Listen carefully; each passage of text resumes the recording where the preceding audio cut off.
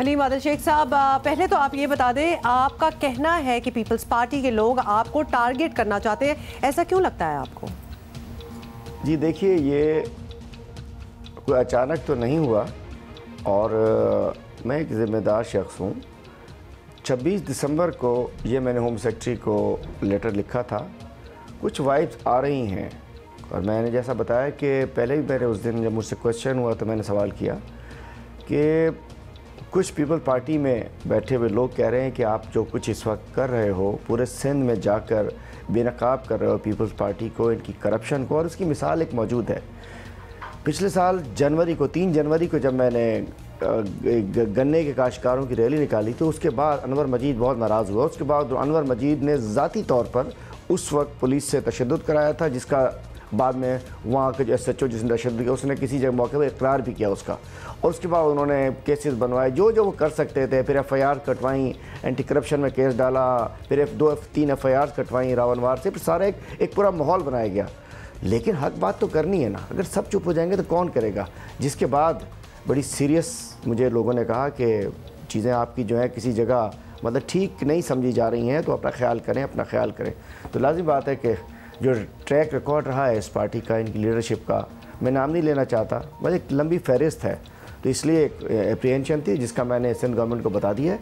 बाकी अभी तक ना उन्हें वो हरकत में आए हैं, ना उन्होंने कोई सिक्योरिटी प्रोवाइड की है, ना ही बस इतला कर बताओ, बाकी अल्लाह मालिक है।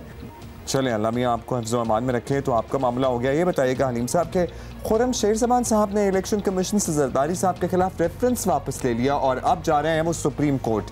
इसकी वजह है आपके इल्म में क्या है? देखिए, चूँकि कुछ ऐसी तफसीलात आ गई हैं जो अटेस्टेड हैं, जो बड़ी वाज़ेह प्रूफ्स हैं, जिसमें से लगता है कि अब बच निकलना मुश्किल होगा, तो वो टेक्निकल टीम ने बताया कि इसका जो सही फोरम है, चूँकि वो इलेक्शन पिटीशन के टाइम निकल चुके हैं, इलेक्शन कमीशन में जो इलेक्शन के बाद जो पिटीशन होनी चाहिए थी वो निकल चुके हैं, तो उन्होंने कहा कि इतने बड़े इल्ज़ामात हैं, इसका फोरम भी इतना बड़ा कोर्ट ही होना चाहिए। तो मैं समझता हूँ कि सुप्रीम कोर्ट में खुर्रम शेर ज़मान के जो पिटीशन है वो हमारे वकला ने मशवरा दिया है। इंशाल्लाह मज़ीद मजबूत तरीके से, मज़ीद उनसे क्या कहना चाहिए कि शहादतों के साथ, मज़ीद प्रूफ्स के साथ हम जाएंगे सुप्रीम कोर्ट में। और मैं नहीं समझता कि जरदारी साहब की अपील जो है, चूँकि बड़े वाजे हो चुका है, JIT बता चुकी है, जो डिक्लेयर ना करें और आ जाए तो वो तो 62 या 63 में आ जाता है।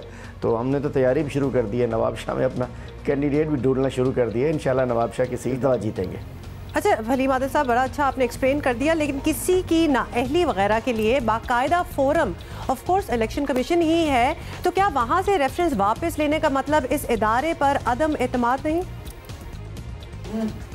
नहीं, इलेक्शन कमीशन पे एतमाद का इशू ऐसा ख़ास नहीं है। वैसे तो इलेक्शन कमीशन ये पुराना वाला ही है, इन्हीं का जो इस वक्त जो मिले हुए हैं नून और PP, उनका ही इलेक्शन कमीशन है, लेकिन इशू नहीं है। उनका टाइम बाट हो चुका है। मैं समझता हूँ कि वो किसी इदारे पे एतमाद या ना गैर एतमादी का इशू नहीं था, लेकिन हमने बेहतर समझा, हम बेहतर रिज़ल्ट चाहिए, और जब बंदा बेहतर रिज़ल्ट के लिए देखा कि कौन सा फोरम ठीक रहेगा, हमें पहले से ज़्यादा मजबूत शवाहिद हाथ आ गए, इसलिए हम समझ सकते हैं कि सुप्रीम कोर्ट एक अच्छा फोरम है और इसमें किसी इदारे की एतमाद या बदएतमादी का इशू नहीं है, वो राइट फोरम है। और अक्सर ये होता है कि जो पता चल जाता है कि इलेक्शन कमीशन शायद इसको ना सुने, तो वकला मशवरा देते हैं कि इसको वापस ले लें। वो मेरा ख्याल है, हम जा रहे हैं सुप्रीम कोर्ट।